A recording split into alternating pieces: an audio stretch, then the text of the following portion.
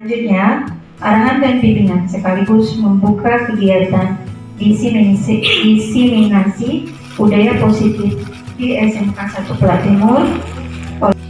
Bersyukur kepada Allah dengan mengucapkan alhamdulillah dengan hidayah karunia berkah dan warahmatullahi wabarakatuh. Alhamdulillahirabbil alamin. Wassalatu wassalamu ala asyrafil anbiya'i wal mursalin wa ala alihi wa sahbihi ajmain. Puji beserta syukur sama-sama kita panjatkan kepada Allah Subhanahu wa taala. Salawat beriring salam kita sanjung tinggikan ke pangkuan alam Nabi besar Muhammad sallallahu alaihi wasallam. Yang saya hormati Bapak Pembina SMK, pengawas Pembina SMK Aceh Timur, yang saya hormati Bapak Kepala Sekolah SMK Negeri 1 Pelak Timur, dan Bapak Ibu Dewan Guru yang telah berhadir di aula yang kita cintai ini. Sebelumnya saya mengucapkan terima kasih kepada rekan-rekan semua yang sudah meluangkan waktu untuk mengikuti acara diseminasi budaya positif.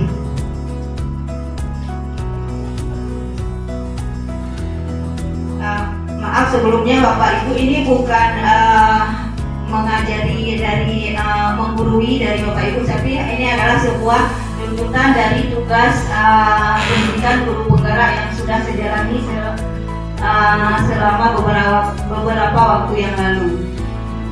Jadi untuk hari ini saya harus membagi praktik baik yang sudah saya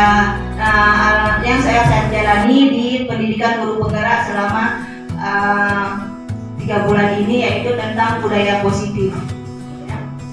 Jadi mari Bapak Ibu, saya ucapkan selamat datang Bapak Ibu guru hebat. Mari kita belajar bersama, berkolaborasi demi terciptanya budaya positif di sekolah yang kita cintai.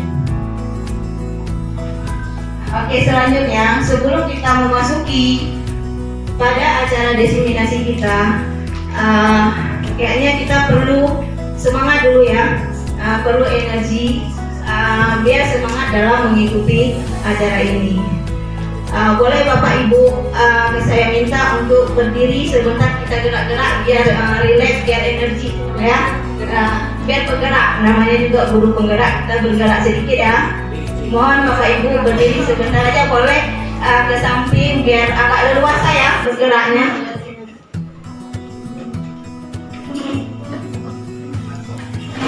Oke, kita ikuti ya sama-sama.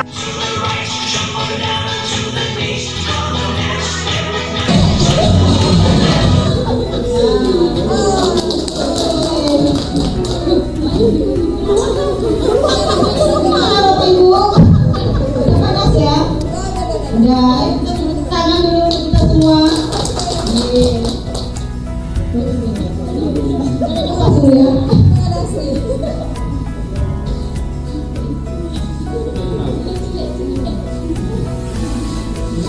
Oke, bergerak, semangat dan energi ya. Kita minum dulu, silakan dulu. Udah muda.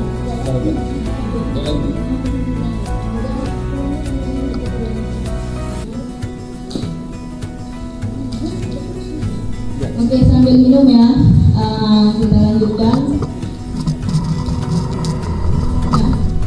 Materi pada hari ini adalah menyebarkan pemahaman dan penerapan pengalaman budaya positif oleh saya sebagai CGP Angkatan 11, yaitu Nasuda dari SMK Negeri 1 Pelak Timur.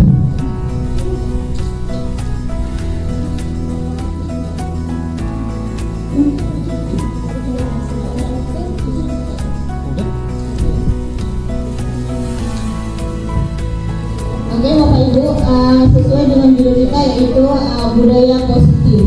Nah, budaya positif, jika mendengar budaya positif, apa yang terlintas kira-kira di benak Bapak Ibu?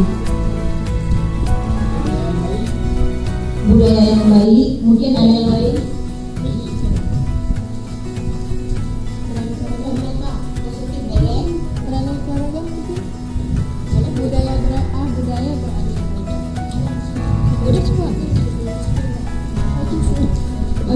budaya positif mungkin ini tidak asing dan sudah sering kita lakukan ya sehari-hari, yaitu budaya positif atau yang disebut dengan disiplin positif. Apa sih yang menjadi budaya? Nah, budaya positif ini adalah hal-hal atau kebiasaan baik yang sering kita lakukan dan konsisten dan secara bersama-sama, maka akan menjadi sebuah budaya, yaitu budaya positif.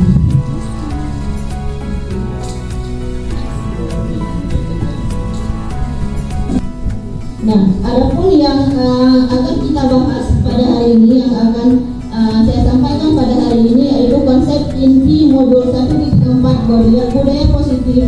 Yang pertama adalah disiplin positif dan nilai kebajikan universal. Yang kedua, teori motivasi, hukuman, penghargaan, dan restitusi. Ketiga, keyakinan kelas, kebutuhan dasar manusia, 5 posisi kontrol, dan segitiga restitusi. Nah, yang pertama, disiplin dan nilai kebajikan universal.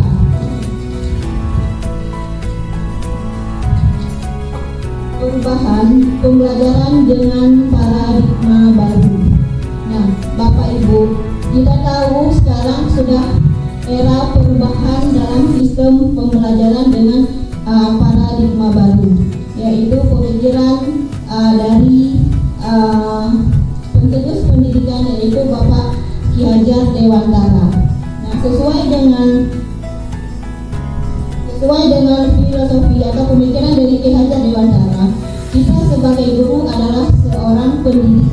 Nah, arti mendidik itu adalah menuntun segala kodrat yang ada pada murid agar terciptanya murid yang bahagia, bisa sebagai manusia dan sebagai anggota masyarakat.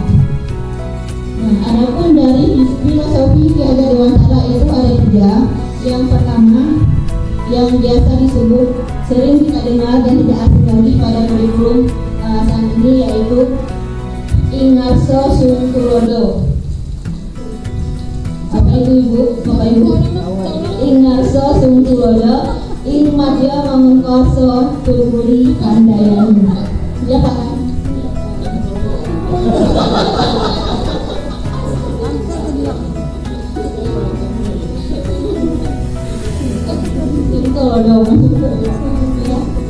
Jadi kita sebagai pendidik memberi motivasi, kemudian yang kedua memberi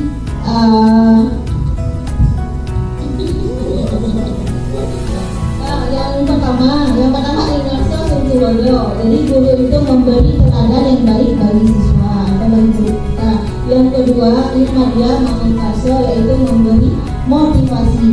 Dan yang ketiga, Tuluri Handayani, yaitu memberi dorongan. Sesuai dengan pembelajaran dengan paradigma baru ini dirancang berdasarkan prinsip pembelajaran yang berdiferensiasi, sehingga setiap murid belajar sesuai dengan kebutuhan dari tahap perkembangannya untuk mewujudkan profil pelajar Pancasila. Maksud dari sini adalah kita sebagai guru harus mengajar 2 arah, yaitu yang berpusat pada murid, bukan lagi berpusat kepada guru. Dengan kita belajar yang berpusat pada murid, maka kita akan tahu kebutuhan murid itu apa, ya, sesuai dengan perkembangan zaman dan menunjukkan profil pelajar Pancasila. Adapun profil dari pelajar Pancasila itu ada 6 dimensi yang sudah kita tahu, yaitu yang pertama, beriman dan bertakwa kepada Tuhan Yang Maha Esa. Yang kedua, berkebinekaan global, bergotong royong, kreatif, kritis, dan mandiri. Nah, makna dari disiplin dalam budaya kita, disiplin sering dikaitkan dengan tata tertib atau teratur, kepatuhan pada peraturan. Disiplin juga dimaknai menjadi suatu yang dilakukan seseorang pada orang lain untuk mendapatkan kepatuhan. Cenderung menghubungkan kata disiplin dengan ketidaknyamanan.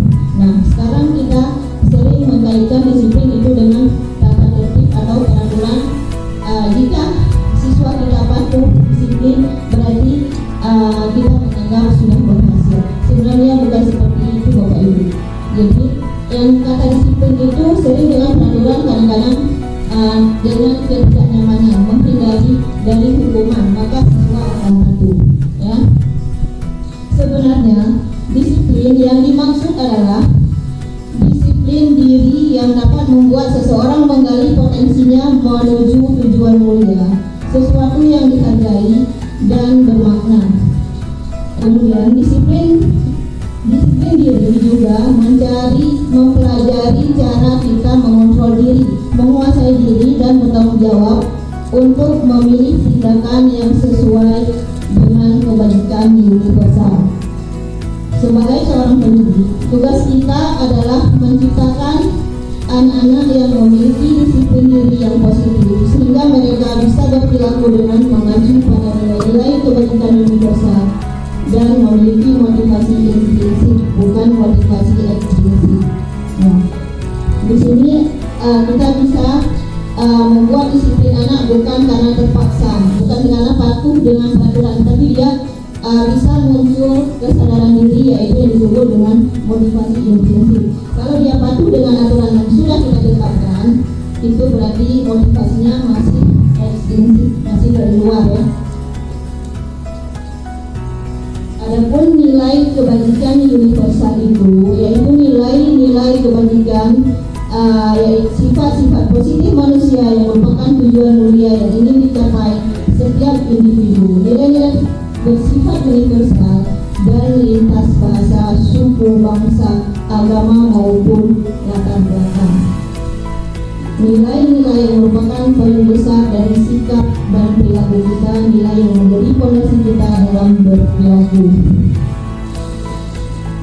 Nilai-nilai tersebut atau nilai-nilai kebajikan tersebut yang ingin dicapai oleh setiap anak Indonesia kita kenal dengan profil pelajar Pancasila, yang terdiri dari 6 elemen. Yang pertama yaitu beriman, bertakwa kepada Tuhan Yang Maha Esa dan berakhlak mulia. Yang kedua, berkebinekaan global. Berkebinekaan global ini adalah cinta dia akan budaya Indonesia. Kemudian ada bernalar kritis, jadi siswa bisa berpikir secara kritis. Bergotong royong, arti bergotong royong bukan berarti dia bergotong royong yang sering kita lakukan sehari-hari, tetapi bisa berkolaborasi, bekerja sama, bisa berdiskusi dengan kawan-kawannya. Kemudian bisa mandiri dan kreatif. Jadi inilah 6 dimensi dari profil pelajar Pancasila. Dalam rangka menciptakan lingkungan yang positif, maka setiap warga, sekolah, dan pemangku kepentingan perlu saling mendukung, menghayati dan menerapkan nilai-nilai kebajikan yang telah disepakati bersama. Dalam penerapan nilai-nilai kebajikan ini perlu ada disiplin diri yang tumbuh motivasi internal. Nah, untuk menciptakan budaya positif di sekolah kita, ini perlu kerjasama dan kolaborasi semua warga sekolah, tidak hanya sebagian guru atau kepala sekolahnya aja, tapi semua berkolaborasi sama-sama menerapkan disiplin positif yang keluar motivasinya dari diri kita sendiri, bukan karena aturan, bukan karena orang lain, tetapi motivasi yang timbul dari diri kita sendiri bersama-sama ingin membuat sekolah ini lebih disiplin dan lebih berjuang. Yang kedua yaitu teori motivasi, hukuman, penghargaan, dan restitusi. Motivasi perilaku manusia. Yang dikatakan dengan motivasi adalah dorongan yang timbul pada diri seseorang secara sadar atau tidak sadar untuk melakukan suatu tindakan dengan tujuan tertentu. Nah, setiap hari kita selalu melakukan kegiatan atau tindakan-tindakan. Nah, tindakan itu dengan sadar dan tidak sadar kita melakukannya. Nah, motivasi ini dibagi menjadi 2 seperti yang saya sampaikan tadi, ada motivasi ekstrinsik dan motivasi intrinsik. Ekstrinsik adalah yang berasal dari luar, itu karena mengharap penghargaan penghargaan, mengharap pujian, atau karena aturan, maka kita melakukan hal tersebut. Ya. Kemudian yang kedua, ada motivasi intrinsik yang berasal dari dalam diri kita masing-masing. Nah, menurut Gosen dalam bukunya Restructuring School Discipline menyatakan 3 motivasi perilaku manusia. Menurut teori Gosen ini ada 3 motivasi perilaku manusia.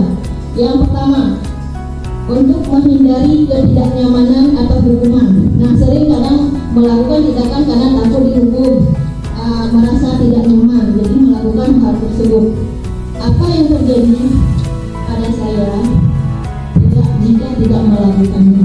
Karena saya sering berpikir, jika saya tidak melakukan ini, pasti ada resiko atau konsekuensinya, maka itu akan dilakukan. Contohnya, kita sering di kelas ya, di murid misalnya, murid mengerjakan PR itu karena takut apabila dia tidak melakukan tugas tersebut, karena dia takut dengan guru, takut dikasih hukuman, maka dia mengerjakan tugasnya. Itu masih termasuk ke dalam motivasi ekstrinsik. Kemudian yang kedua, untuk mendapatkan imbalan dari orang lain. Yang kedua, ini juga masih motivasi ekstrinsik, karena melakukan hal sesuatu supaya dipuji, supaya dikasih penghargaan oleh orang lain. Nah, ini biasa timbul tanda tanyanya, apa yang akan saya dapatkan apabila saya melakukan ini? Jadi setiap kegiatan, setiap hal yang akan dilakukan mengharap sebuah imbalan, itu masih dari ekstrinsik. Nah, kalau pada siswa, contohnya murid mengerjakan tugas itu karena ingin mendapat pujian dari gurunya. Ya. Kemudian yang ketiga, untuk menghargai diri sendiri. Saya ini akan timbul di benak dia, pertanyaannya, saya akan menjadi orang yang seperti apa bila melakukannya. Dia termotivasi dari diri sendiri. Misalnya contohnya, si murid ini melakukan pekerjaannya karena dia sadar harus bertanggung jawab terhadap tugas-tugasnya. Berarti dia memang merasa ada tanggung jawab yang harus dilakukan. Inilah yang disebut dengan motivasi internal yang muncul dari diri. Inilah sebuah tujuan dari disiplin positif.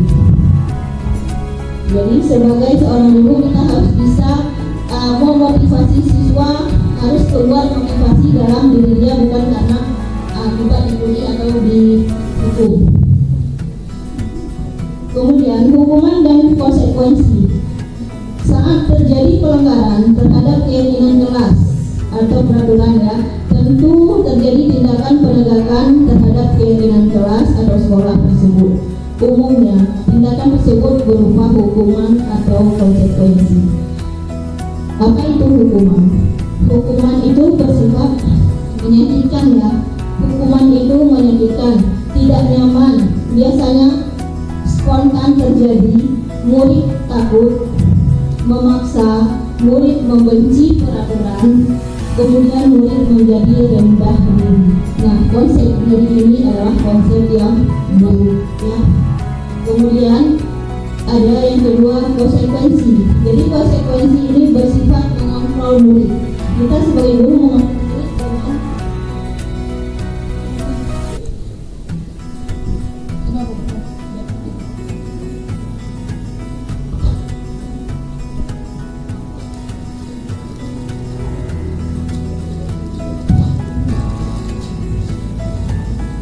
konsekuensi, ya. Konsekuensi itu bersifat mengontrol murid dengan penguatan positif.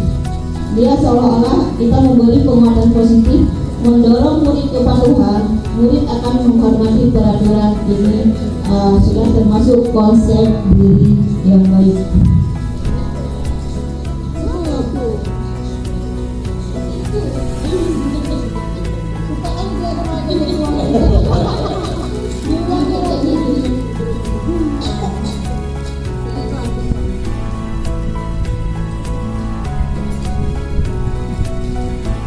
Selanjutnya restitusi. Restitusi itu adalah proses menciptakan kondisi murid untuk memperbaiki kesalahan mereka. bagaimana kita seorang guru bisa menciptakan sebuah kondisi sehingga murid dengan sadar bisa memperbaiki kesalahan mereka dan mereka bisa kembali kepada kelompok mereka dengan karakter yang lebih kuat. Nah, restitusi juga merupakan proses kolaboratif yang mengajarkan murid untuk mencari solusi untuk masalah mereka dan membantu murid berpikir tentang orang seperti apa yang mereka inginkan menjadi tujuan mulia dan bagaimana mereka harus memperlakukan orang lain. Ini teori dari Gosen 2004. Nah, ciri-ciri dari restitusi. Ciri-cirinya, yang pertama bukan untuk menebus kesalahan. Jadi setiap anak melakukan kesalahan, kita restitusikan bukan berarti anak menebus kesalahan, namun belajar dari kesalahan, memperbaiki hubungan, tawanan, bukan paksaan. Restitusi menuntun untuk melihat ke dalam diri. Restitusi mencari kebutuhan dasar yang mendasari tindakan. Restitusi diri adalah cara yang paling baik. Restitusi fokus pada karakter, bukan tindakan. Restitusi fokus pada solusi. Restitusi mengembalikan murid yang bersalah kepada kelompoknya. Nah, jika murid melakukan bersalah, maka kita harus melakukan restitusi untuk mencari solusi. Siswa sendiri yang mencari solusi dia supaya tidak membuat kesalahannya lagi.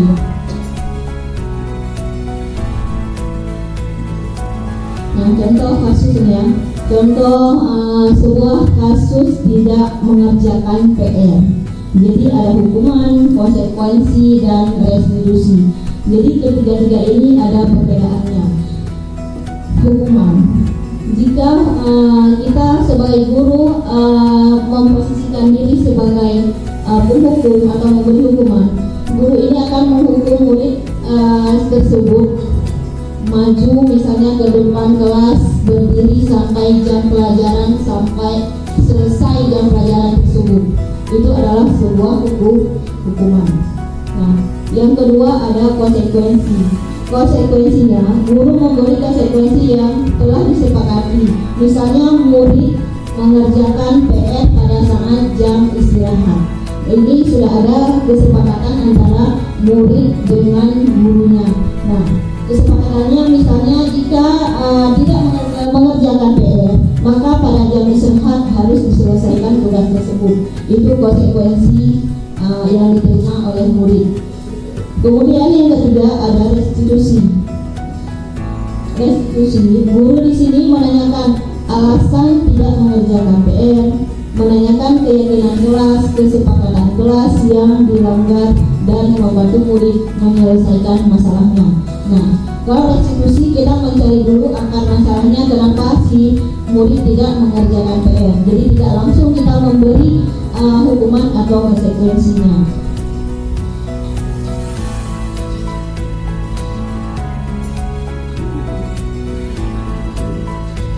Nah, yang disebut dengan hukuman. Nah, dihukum oleh penghargaan. Kita kadang sering salah kaprah memberi penghargaan dalam jangka waktu panjang atau sering memberi penghargaan kepada seseorang. Sebenarnya penghargaan ini yang kita beri adalah sebuah hukuman. Memberi penghargaan nilainya sama dengan menghukum seseorang. Kita lihat seperti apa. Yang pertama, jika ini dilakukan dalam jangka pendek atau jangka panjang, maka atau terus menerus, maka anak akan kehilangan motivasi intrinsiknya. Karena yang kita berikan dia mengerjakan sesuatu seperti yang saya sampaikan tadi, hanya ingin mendapat penghargaan, bukan ingin motivasi dalam diri dia, tapi itu motivasi mengharap penghargaan.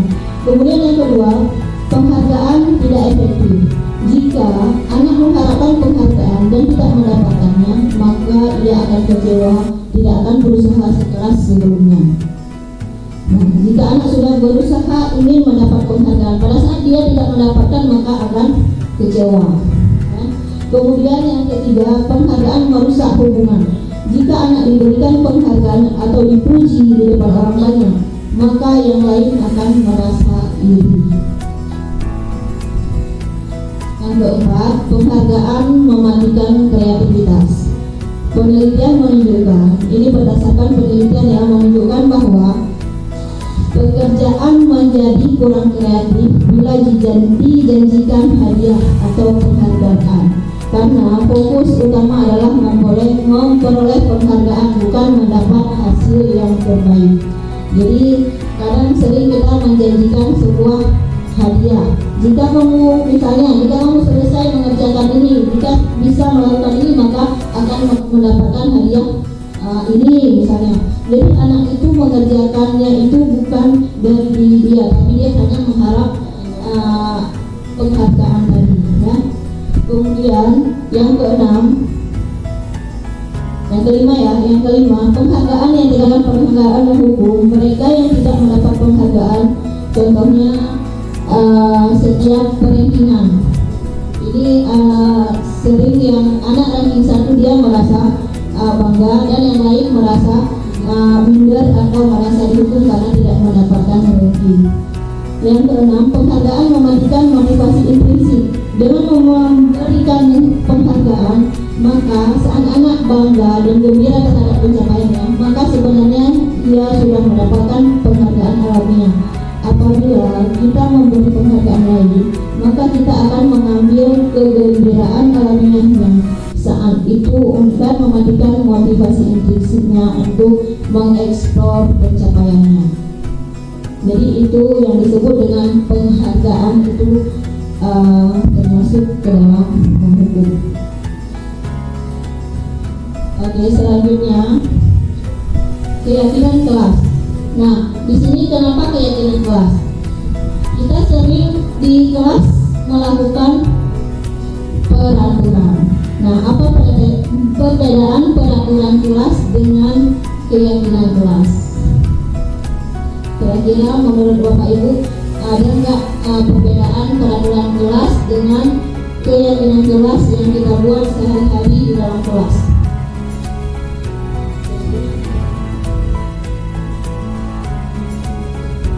Ada Bapak Ibu kira-kira apa perbedaan keyakinan kelas dengan peraturan kelas? Yang dibuat masing-masing si anak tersebut itu pun nggak bisa mengelak, karena kenapa? Peraturan itu dibuat atas keyakinan mereka sendiri, bukan atas keinginan kita. Itu kalau menurut aja, paham ya? Paham yang maksudnya? Paham. Kalau nggak biar diulang lagi.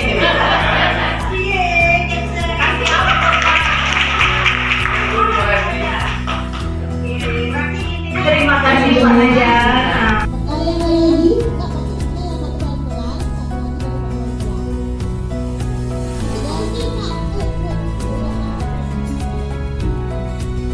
Terima kasih sebelumnya. Ini menurut pendapat saya Bapak Ibu, mengapa adanya keyakinan kelas dan mengapa tidak peraturan kelas? Bagi saya keyakinan dan peraturan dua hal yang berbeda. Peraturan biasanya bersifat mengekang. Apabila kita melakukan kesalahan, ada konsekuensi hukuman. Dijelaskan dia. Tapi apabila keyakinan itu adalah kebiasaan, menurut saya kita tanamkan kepada si anak. Contohnya, nggak mengerjakan PR, maju ke depan dihukum, itu peraturan. Keyakinan, yuk nak kerjakan PR, karena ini diterima untuk kamu juga, pantinya untuk kamu juga. Jadi si anak sadar, kalau saya tidak mengerjakan PR, nanti saya bakal ketinggalan sama teman-teman lain. Jadi saya ketinggalan materinya, ketinggalan ilmunya. Menurut saya seperti itu. Jadi keyakinan itu kesadaran dari siswa sendiri tanpa adanya aturan, oh saya harus melakukan ini. Tapi kalau peraturan adalah sesuatu yang bersifat udah ada untuk adanya hukuman. Contoh hal kecil, nggak pakai helm kena tilang polisi. Jadi kita pakai helm, mohon maaf seakan-akan kalau ada polisi pakai helm, kalau nggak ada polisi nggak pakai helm. Tapi kalau keyakinan pakai helm, mohon maaf bahasanya, kecelakaan nggak meninggal, parahnya nggak pecah. Jadi tanpa ada polisi pun kita akan melakukan hal yang sama. Mungkin begitu menurut saya. Terima kasih. Terima kasih Pak Rizky. Jawabannya dua-duanya bagus, ya. Jadi kenapa sekarang tidak buat lagi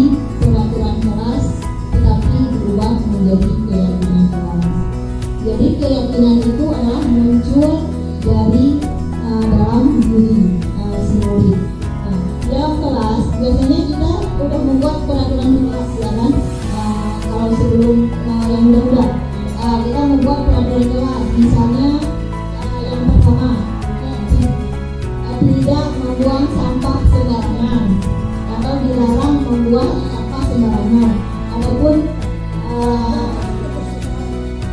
kemudian contoh peraturan kelas yang lain apa kira-kira? Tidak dilarang menggunakan HP misalnya. Jadi kata-kata itu masih bersifat negatif, masih bersifat aturan, itu masih belum dari diri dia. Jadi di sini kita sebagai guru, sebagai wali kelas, kita sepakati dulu dengan siswa. Kita akan bertanya dengan siswa, kelas seperti apakah yang kita inginkan. Jadi kita di sini sama-sama membuat kelas kita mau seperti apa. Jadi si siswa akan menulis keinginan dia seperti ini. Kemudian nanti dari keinginan siswa kita lihat lagi mana yang bisa dipakai menjadi sebuah keyakinan kelas yang disepakati bersama. Contohnya tadi, dilarang membuang sampah sembarangan misalnya, itu kalimatnya masih bersifat negatif ya.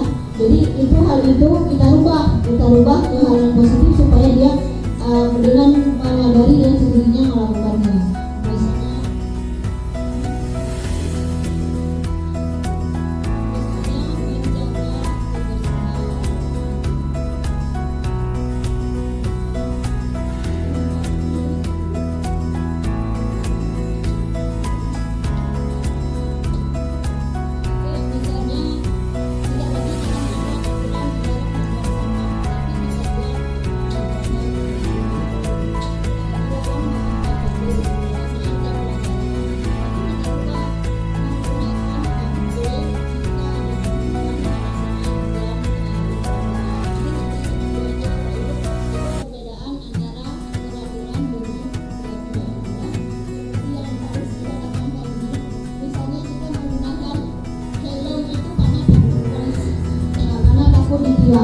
Ya, itu kan dengan terpaksaan, tapi kita menggunakan helm karena tujuannya untuk keselamatan.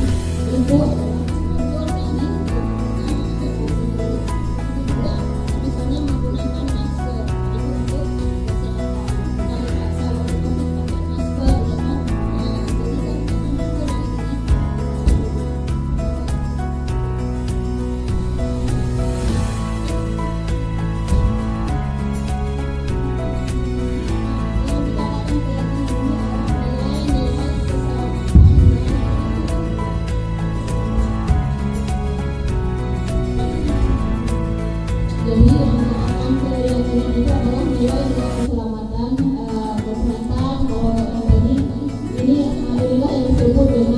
Kalau seseorang akan lebih tergerak dan bersemangat untuk menjalankan keyakinan daripada sekedar mengikuti serangkaian peraturan.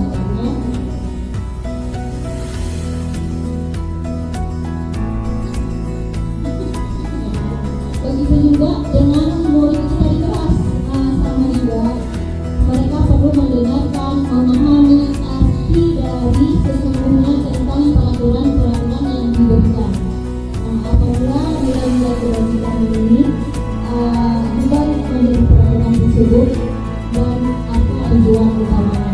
Jadi kan peraturan biasanya kan dulu kita wali kelas datang dengan peraturan harus seperti ini, tapi kita ubah menjadi keyakinan dan murid bisa memahami maksud dari keyakinan tersebut. Bagaimana pembentukan keyakinan kelas? Bagaimana kita seorang guru atau wali kelas membentuk sebuah keyakinan kelas? Yang pertama, keyakinan kelas itu kita buat bersifat lebih abstrak dari peraturan. Maksudnya lebih abstrak, lebih ringkas tapi mencakup semuanya ya. Kemudian yang kedua, sesuai dengan kondisi kelas, sekolah hingga murid bisa menerapkannya. Bukan juga misalnya kita tanya kelas seperti apa yang kalian inginkan, dia mengharap nanti sekolah yang seperti ini yang ada AC-nya, tidak mungkin sesuai dengan kondisi sekolah kita. Jadi keyakinan itu sesuai dengan kondisi sekolah atau kelas kita. Kemudian hendaknya tidak terlalu banyak sehingga mudah diingat dan dipahami. dan dibuat dalam bentuk kalimat positif berupa pernyataan universal. Artinya semua peraturan itu bisa dilaksanakan oleh seluruh warga kelas atau warga sekolah. Kemudian semua warga kelas atau sekolah dilibatkan dalam pembuatannya. Jadi tidak hanya dari gurunya tapi dari siswa sendiri menyepakati keyakinan tersebut.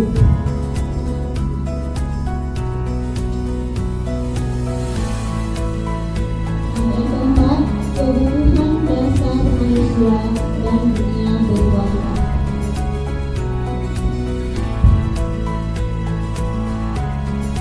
Semua manusia kita lakukan adalah usaha terbaik kita untuk mendapatkan apa yang kita inginkan. Ketika seorang murid melakukan sesuatu perbuatan yang bertentangan dengan nilai-nilai kebaikan atau melanggar peraturan, sebenarnya mereka gagal memenuhi kebutuhan dasar mereka. Jadi sering siswa kita melakukan kesalahan atau melanggar dari keyakinan kelas itu. Sebenarnya siswa itu dia ada kebutuhan dari diri dia belum terpenuhi. Jadi dia ingin memenuhi kebutuhan dia yang tidak terpenuhi tersebut. Kebutuhan dasar manusia apa saja? Di sini ada 5 kebutuhan dasar manusia. Yang pertama adalah kebutuhan bertahan hidup. Di sini ada keselamatan, keamanan, kesehatan, memiliki keturunan. Ini adalah kebutuhan bertahan hidup. Kemudian yang kedua ada cinta kasih atau ingin diterima. Di sini mencakup keintiman, keanggotaan, keterhubungan dan hubungan. Dan yang ketiga penguasaan, kontrol diri, prestasi, kompetensi dan pengaruh. Yang keempat ada kesenangan, ada hiburan, kegembiraan, tawa, belajar. Kemudian yang kelima ada kebebasan, kemerdekaan, mobilitas, pilihan dan kreativitas. Jadi ini adalah kebutuhan dasar manusia. Semua manusia menemukan kelima kebutuhan ini. Nah, pada saat siswa kita atau murid kita melakukan sebuah pelanggaran dan sebenarnya dia ingin memenuhi kebutuhan dia yang belum terpenuhi. Misalnya kadang dia kurang kasih sayang, dia ingin cari perhatian sama gurunya supaya dia diperhatikan, supaya dia bisa diterima, ya, dan sebagainya. Masih banyak kebutuhan yang lain mungkin yang kita nggak tahu latar belakangnya belum terpenuhi. Kebutuhan bertahan hidup ini adalah kebutuhan bersifat fisiologis untuk bertahan hidup. Misalnya adalah kesehatan, rumah, makan. Kebutuhan biologis adalah sebagai bagian dari proses reproduksi termasuk kebutuhan untuk tetap bertahan hidup. Ini adalah kebutuhan yang pertama dari manusia. Kemudian yang kedua, cinta kasih atau diterima. Kebutuhan untuk disayangi, diterima meliputi kebutuhan akan hubungan dan koneksi sosial. Kebutuhan ini adalah keinginan untuk tetap berhubungan dengan orang lain, keluarga, pasangan hidup, teman kerja, termasuk tentang peliharaan dan di kelompok di mana kita bergabung. Yang ketiga ada penguasaan. Jadi kebutuhan ini berhubungan dengan kekuatan untuk mencapai sesuatu menjadi kompeten. Jadi yang tidak bisa menjadi bisa, yang jadi tidak terampil menjadi terampil dan ingin diakui prestasinya. Dan kemudian kebutuhan ini meliputi keinginan untuk dianggap berharga bila membuat perbedaan bisa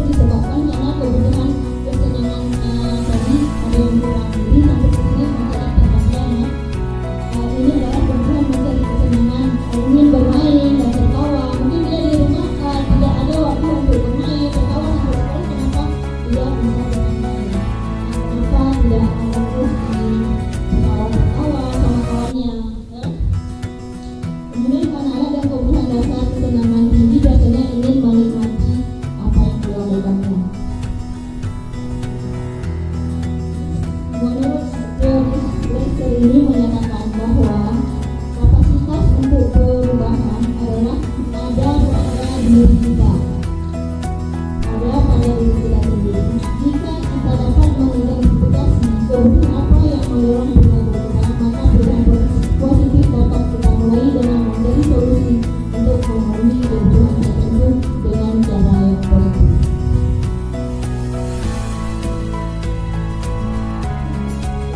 Yang kelima, semangat enggak? Apa mau dengar lagi?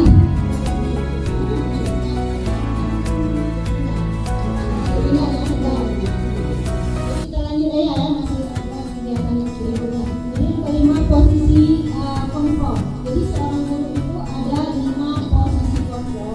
Yaitu yang pertama adalah pendukung, pembuat rasa bersalah, teman, pemantau, dan manajer. Nah, di posisi penghukum, seorang penghukum bisa menggunakan hukuman fisik maupun korban pada posisi ini senantiasa mengatakan bahwa sekolah memerlukan sistem atau alat yang dapat lebih menekan murid-murid lebih dalam lagi. Guru-guru yang menerapkan posisi penghukum akan selalu berkata, kamu selalu saja salah.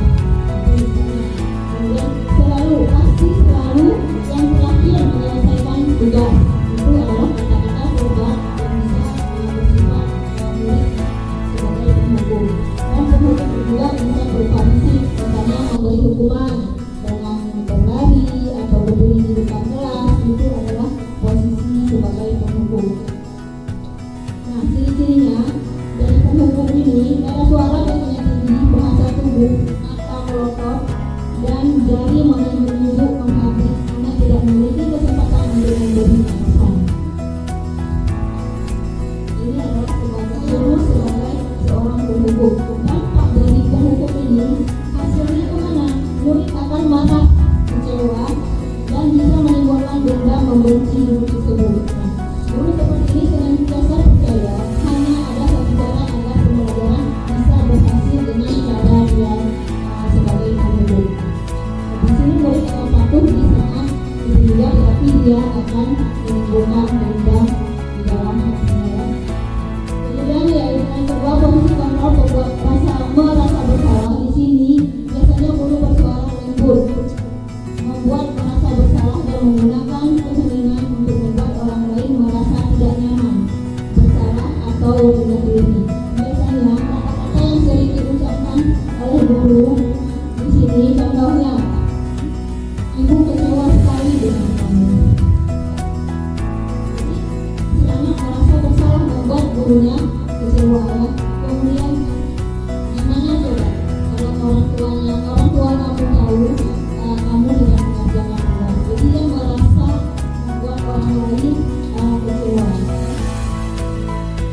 Ini ciri dari ini biasanya suaranya memelas, halus, merasa tubuh, merasa pada anak, dan rismu. Menjadi seorang guru yang posisinya sebagai bersalah. Murid akan merasa bersalah mengecewakan bapak ibu gurunya. Murid akan merasa orang yang gagal tidak sanggup membahagiakan orang lain. Nah, kadang-kadang sikap seperti ini lebih bahaya dari sikap penghukum, karena emosi akan tertanam rapat di dalam. Murid menahan perasaan, tidak seperti posisi penghukum di mana anak bisa menumpahkan amarahnya walaupun dengan cara negatif. Murid tertekan seperti inilah yang tiba-tiba meletus amarahnya dan bisa menyakiti dirinya sendiri atau orang lain. Dia merasa seperti putus asa, kecewa. Ini kami sebut dengan merasa bersalah. Yang ketiga, posisi kontrol sebagai teman. Pada posisi ini, guru tidak akan menyakiti murid, namun akan tetap berupaya mengontrol murid melalui persuasi. Guru di posisi teman menggunakan bahasa baik dan humor untuk mempengaruhi seseorang. Mereka akan berkata, contohnya ya, ayo bantulah demi bapak, bantulah demi ibu. Dia seolah-olah akrab dengan muridnya. Ya sudah, ini tidak apa-apa, nanti ibu bantu selesaikan. Seolah gurunya berpihak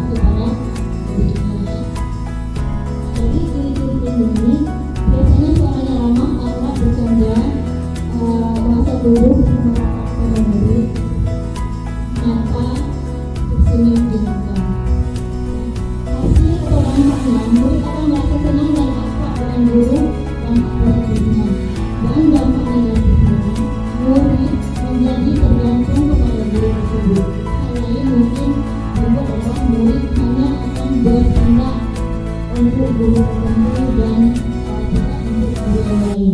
Dia akan hanya patuh atau akan mengikuti salah satu guru yang merasa dia sebagai teman dia. Jadi dengan guru lain dia tidak akan patuh. Kemudian yang keempat, posisi kontrol pemantau. Pemantau berarti mengawasi ya. Kita selalu mengawasi pada saat kita mengawasi untuk bertanggung jawab atas perilaku orang-orang yang kita awasi. Posisi pemantau bertindak berdasarkan pada peraturan atau konsekuensi. Nah, biasanya pertanyaan pemantau akan menanyakan apa yang sudah kamu lakukan atau sanksi apa konsekuensinya. Jadi kembali ke konsekuensi tadi yang sudah disepakati, diulang lagi pada teman-teman konsekuensi apa yang sudah kamu lakukan. Ciri-cirinya ini akan biasanya guru bersuara datar bahasa tubuh formal. Murid memahami konsekuensi yang harus dijalankan dalam melakukan peraturan tersebut. Nah, seorang pemantau sangat menanyakan perhitungan, catatan, data guna untuk melakukan bukti atas segala perilaku yang dilakukan. Biasanya pemantau selalu mencatat, anak ini makan ini, buat ini, selalu kamu selalu begitu. Itu adalah sebagai guru bersifat pemantau.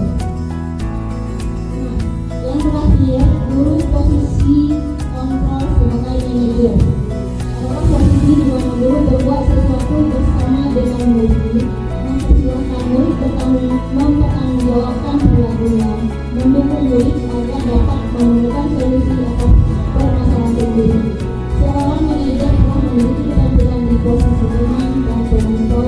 Dengan demikian bisa jadi sewaktu-waktu kembali ke posisi teman dan pemantau. Jadi yang lebih baik kita seorang guru adalah sebagai manajer. Di manajer ini kita akan memberi solusi atas pertanggungjawaban.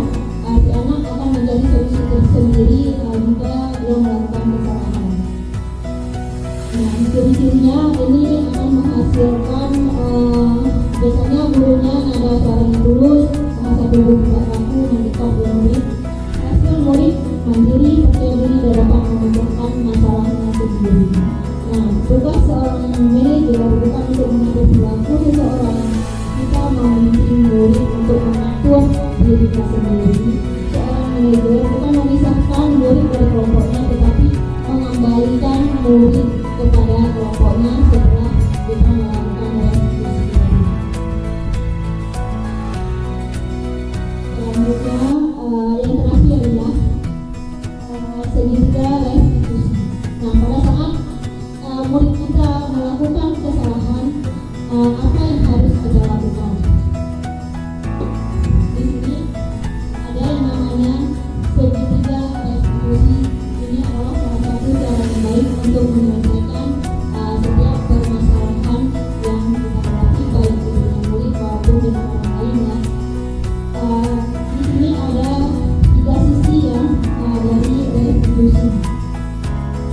Yang pertama ada menstabilkan identitas, yang kedua validasi tindakan yang salah, dan yang ketiga menanyakan perilaku. Inilah ketiga tahapan dari segitiga restitusi belajar.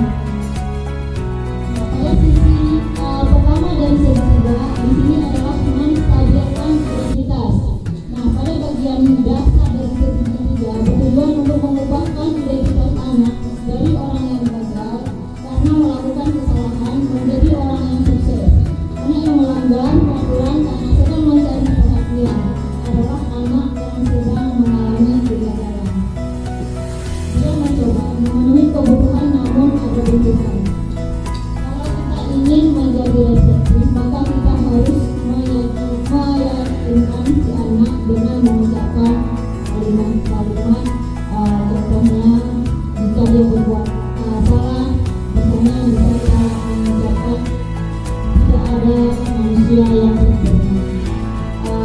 Biasanya kita bisa menyelesaikan masalah ini, ataupun kamu berhak merasa seperti itu. Jadi seolah-olah kita ada berpihak kepada anak.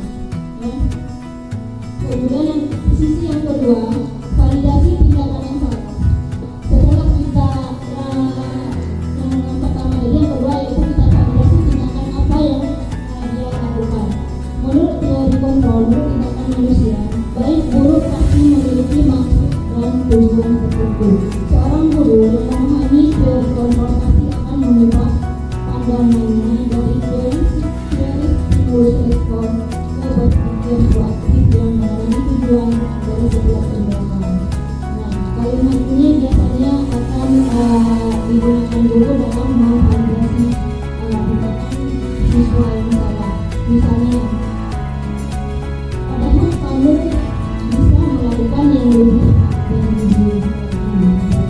yang kedua, kamu pasti punya alasan mengapa melakukan hal ini. Jadi kita nggak langsung melakukan siswa itu kamu ini salah, tetapi dia punya alasan kenapa melakukan hal tersebut ya. Kemudian bisa juga kita mengatakan kamu patut bangga pada diri sendiri karena kamu telah melindungi sesuatu yang penting. Jadi dari hasil kita diskusi tadi ini seperti istilahnya coaching. Jadi siswa ini bisa menyelesaikan dengan sendirinya masalah tanpa kita hanya mengarahkan saja. Kemudian strategi ini yang menentukan bagi murid dan guru karena guru berada pada posisi siswa dan karena itu akan memiliki perspektif yang berbeda. Sisi yang ketiga itu menanyakan keyakinan. Setelah dia tadi sudah tahu kesalahannya, baru sisi yang ketiga kita menanyakan keyakinan yang sudah kita sepakati tadi. Misalnya di kelas tadi kita sudah membuat keyakinan kelas. Nah, dia kan melanggar keyakinan tadi. Disinilah posisi kita memotivasi secara internal. Ketika ingin kita sukses, tercapai masa dan masa kedua, maka anak siap untuk dihubungkan dengan nilai-nilai yang dia percaya dan bertindak menjadi yang dia inginkan. Jadi ini bisa kita menanyakan keyakinan kelas mana yang sudah kita melanggar. Ya. Kemudian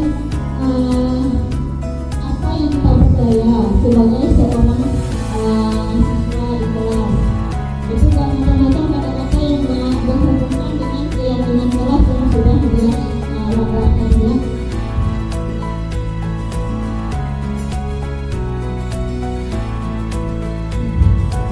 Di sini penting untuk kita menanyakan kepada anak kehidupan seperti apa nantinya yang mereka inginkan, atau apakah kamu ingin menjadi orang sukses, bertanggung jawab, atau bisa dipercaya dan sebagainya. Di sini baru kita memunculkan motivasi intrinsik dari siswa tersebut ya. Posisi menanyakan keyakinan kelas.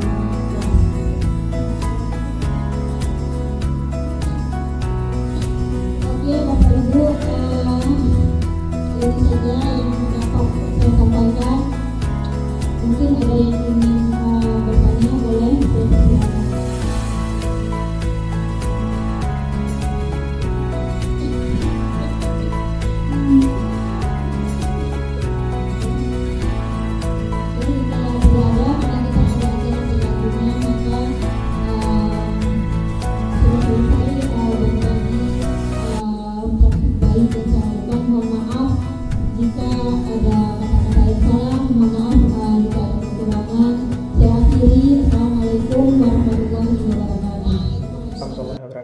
Perkenalkan, nama saya Rizky Setiawan. Saya adalah teman sejawat dari Ibu Nafsida SPD.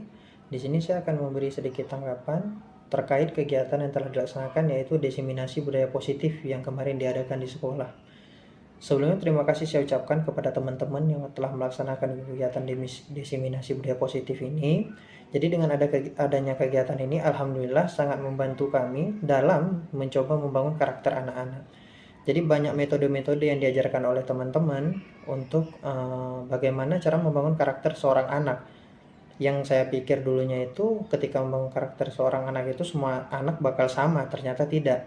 Jadi ada hal umum sehari-hari yang biasa kita gunakan, ternyata itu bisa membangun karakter si anak. Contohnya adalah kebiasaan 5S, senyum, salam, sapa, sopan, santun, yang secara tidak langsung banyak hal berpengaruh untuk si anak ketika kita menggunakan itu sehari-hari dan dengan cara yang tepat. Terima kasih untuk telah melaksanakan kegiatan ini, dan saya juga berharap untuk kedepannya masih ada kegiatan seperti ini untuk membantu kami dalam mendongkrak kemampuan kami untuk membangun karakter anak-anak yang ada di sekolah. Terima kasih.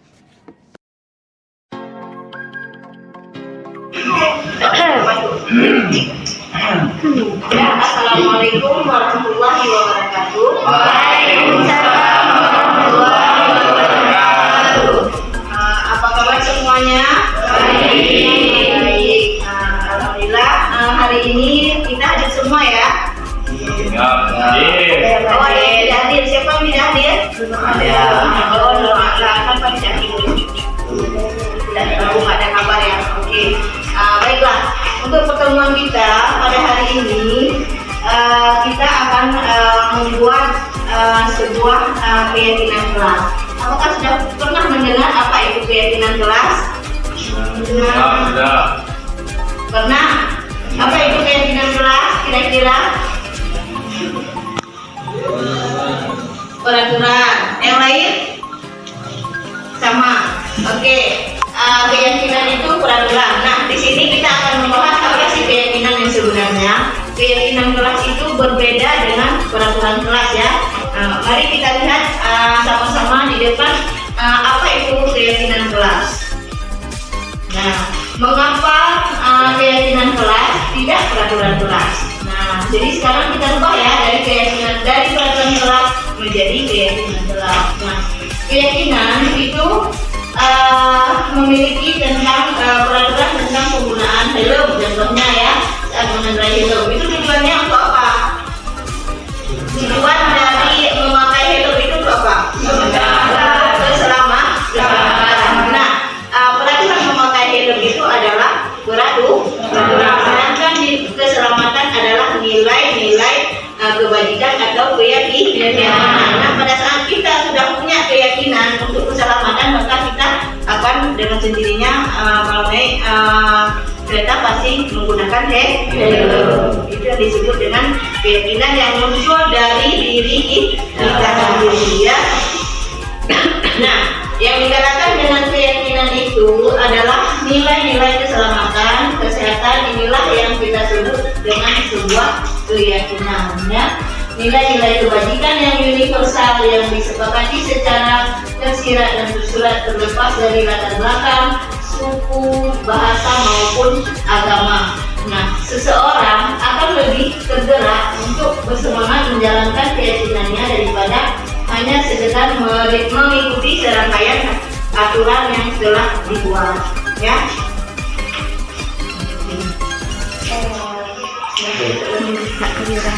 Jadi itu yang disebut dengan keyakinan ya. Kemudian sama kita pun di kelas seperti itu membuat keyakinan itu harus dari kesepakatan dari semua murid-murid dan dengan gurunya. Nah, sekarang bagaimana kita membentuk sebuah keyakinan kelas? Langkah yang pertama kita harus membuat keyakinan kelas itu yang bersifat lebih abstrak dari peraturan. Kalau peraturan biasanya kan banyak, dilarang membuang sampah, dilarang ini, dilarang itu banyak. Jadi kalau keyakinan kita buat lebih abstrak, lebih ringkas ya, lebih ringkas dari peraturan. Kemudian yang kedua, hendaknya tidak terlalu banyak sehingga mudah diingat. Jadi tidak perlu banyak tetapi dijalankan dan ingat ya. Kemudian yang ketiga, berupa pernyataan-pernyataan universal. Artinya setelah kita buat itu berlaku untuk semua warga kelas, tidak hanya untuk berlaku untuk satu orang, tapi untuk semuanya. Kemudian sesuai dengan kondisi kelas sekolah sehingga mudah diterapkan. Sesuaikan dengan kondisi kelas kita pada saat ini untuk membuat keyakinannya. Kemudian selanjutnya dibuat dalam bentuk kalimat positif ya. Yang terakhir, semua warga kelas sekolah dilibatkan dalam pembuatan keyakinan kelas. Nah, pada hari ini kita akan membuat keyakinan kelas. Semua kita yang ada di sini melibatkan untuk membuat sebuah keyakinan kelas. Sepakat? Sepakat ya. Jadi untuk itu Ibu minta semua kalian menulis keyakinan masing-masing yang akan kita jadikan sebuah keyakinan kelas di kertas. Oke, nanti kita sepakati bersama. Ibu kertasnya yang cewek dikasih warna pink, warna bilasnya yang orange.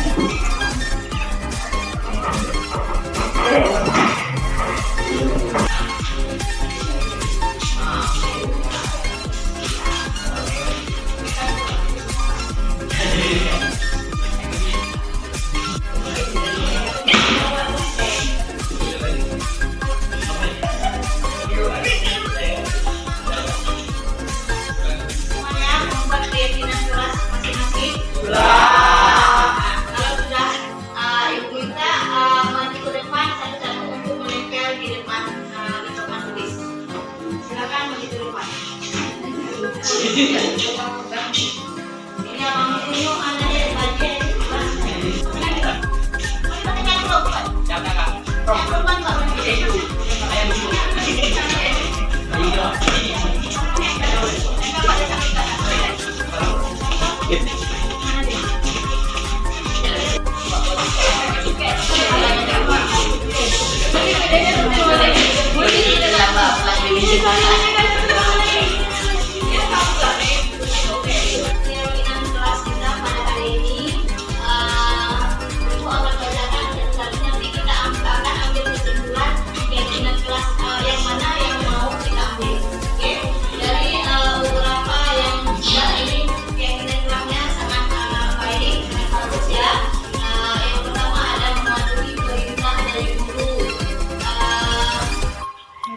diwajibkan memakai simbol, oke, kemudian menjaga kebersihan kelas, oke, siswa harus datang tepat waktu, oke, kemudian tidak boleh merokok di pekarangan sekolah, jadi menjaga kebersihan juga, berbicara lebih sopan dengan guru. Jadi masih banyak yang lain dari keyakinan kelas yang sudah dibuat. Mari sekarang kita sepakati keyakinan kelas kita ya. Ini hari ini adalah kelas 12 tatap muka ya. Keyakinan kelas yang pertama adalah kira-kira apa yang dibuat dari kalimat ini tadi, tidak boleh datang terlambat, maka akan kita rubah datang tepat waktu. Berpakaian yang rapi, menjaga kelas, apa lagi? Menghargai teman. Sudah agaknya susah ya, jadi kita potong aja. Kalau semua kan lebih banyak. Kita sudah siap membuat keyakinan kelas, nanti disimpulkan lagi dengan Pak Lukman ya. Oke, sudah. Jadi dari keyakinan kelas yang kita sudah kita sepakati hari ini, Ibu mau kita sepakat menandatangan semua. Kita tandatangan semua bahwa kita sudah sepakat dengan keyakinan kelas yang kita buat. Oke, sepakat? Sepakat. Ibu minta tanda tangan bahwa sudah menyetujui.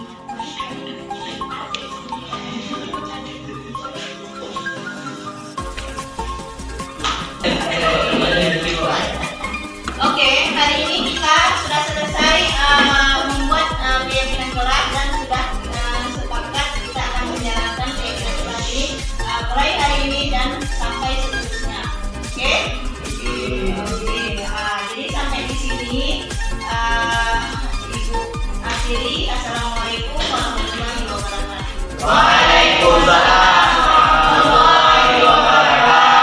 Assalamualaikum warahmatullahi wabarakatuh. Perkenalkan, nama saya Nur Wahidah. Saya dari kelas 11 TBG. Pada hari ini saya telah belajar tentang keyakinan kelas bersama Bu Naksidah. Saya sangat senang kami telah membuat keyakinan kelas secara bersama-sama. Terima kasih Bu Naksidah. Wassalamualaikum warahmatullahi wabarakatuh.